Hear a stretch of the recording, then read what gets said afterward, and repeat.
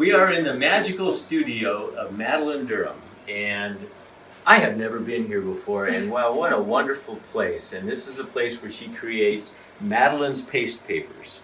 And she just gave us a short demo, which if you're lucky, you might get to see at the end of this film, on how to make paste paper. And it's just an amazing process. And Madeleine was a piano player, and I was just telling her, she made it look so easy, but that's like people that can sit down and play the piano. They make it look easy, but that's after they've spent hours and hours and hours of practice. And how many paste papers have you made? Oh, thousands. Thousands? Yes. Yeah. Definitely. So what started you with paste paper? What was the... Well, I was out at the community college taking some art classes and very involved in the book arts and printmaking. And one day our teacher demonstrated paste papers. Paste papers were invented by fine bookbinders in Northern Europe a couple of hundred years ago. Okay. And so when you open a book, an old book, on the inside of the covers, you'll see decorative paper. It's more often marbled, but sometimes it's a paste paper. It means they mix a pigment with paste.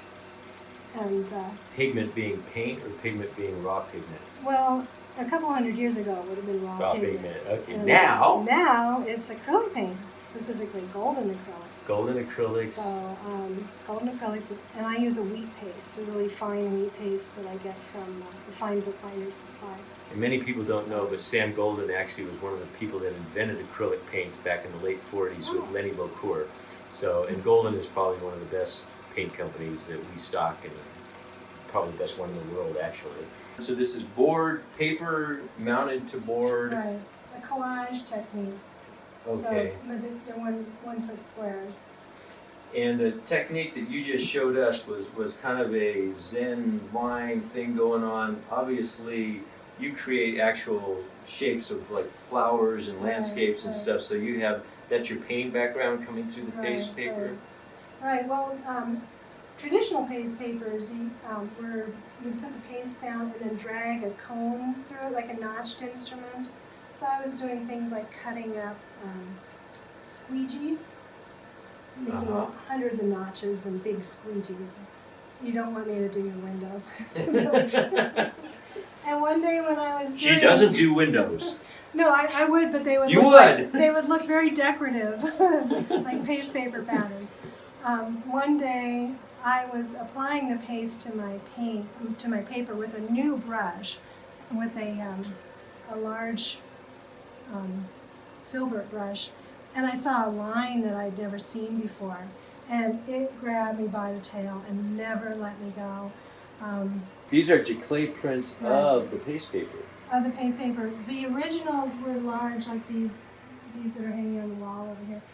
Or also, I should open this up. These two are my paste papers where I use a much more painterly approach. Yeah. What you just saw me do was just decorative. Right. Yeah, like a book artist might use that on the inside of a book cover or on a book cover. But this is a more painterly approach, and I just had these temporarily hung for a show down at the State Capitol building last fall for a Santa Fe Book Arts group. So what I'm going to do is I'll take this and mount it on a panel board like the ones that are on the wall over here. Okay. So these are all on panel board. Those are all on panel board. And so, yeah. Beautiful. Thank you. And obviously you're varnishing them. I put a protective coating on them. Protective coating, yes. Okay. It's actually GAC 500 because paper is so soft. I put a coating on that's a hardener. It's going to really protect it. Okay. So once it's down forever. That's right. You got it. Okay. So those giclées that you were looking at before is just a reduced size of an image that was that size as an original. And we were talking earlier. You had a great year last year, right? Oh, I had an amazing year. Okay. Off to a great start this year. Nice. I've lost track of how many workshops I taught. Taught here or taught all over the country? All over the country. I taught in Boston, the University of Alabama, California. I think I taught 7 or 8 workshops altogether. a lot of traveling and a lot of meeting up with really wonderful groups of people.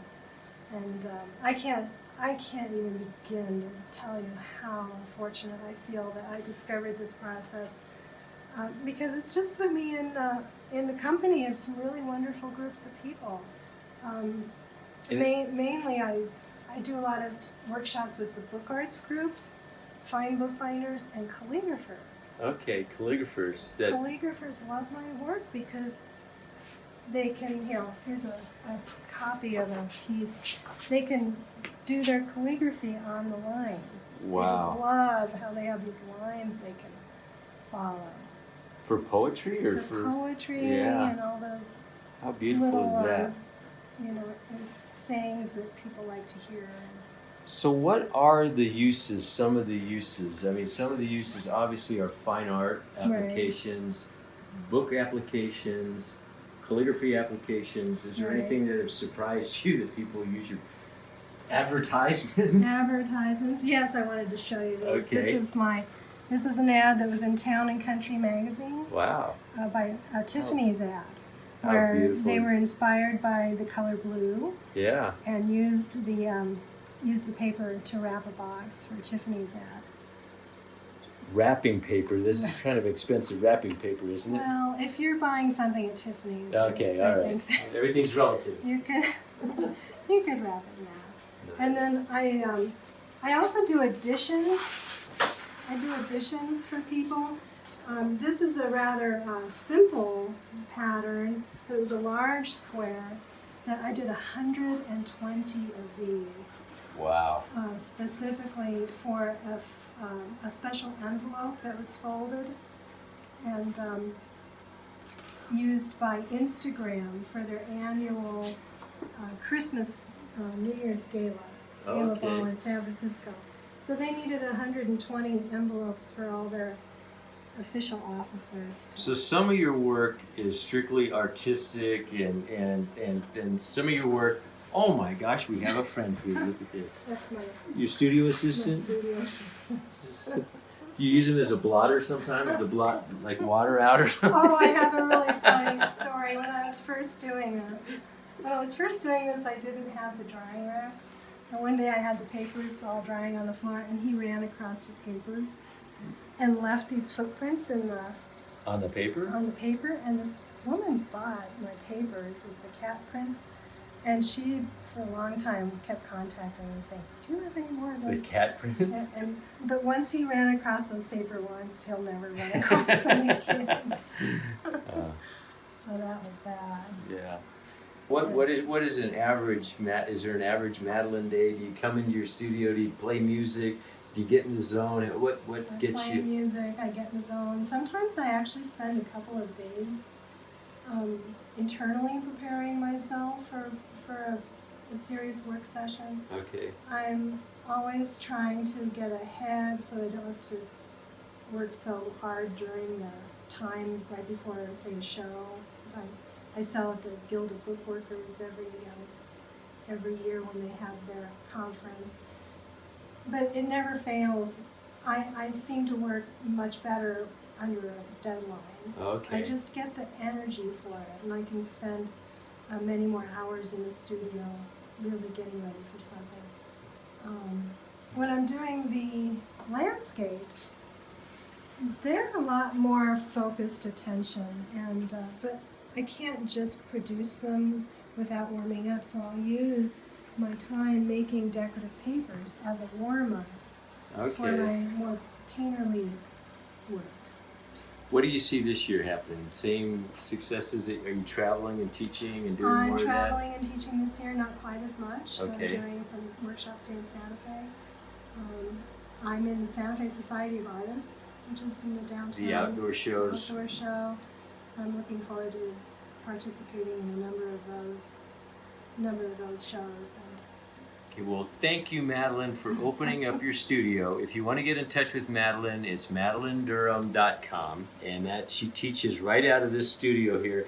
And if you watch the demo, she makes it look awful easy. So if she can make it look that easy to me, maybe she could teach you how to paint it like a paste paper too. So, thank you. Thank you, Ron. Okay. Thank you very much.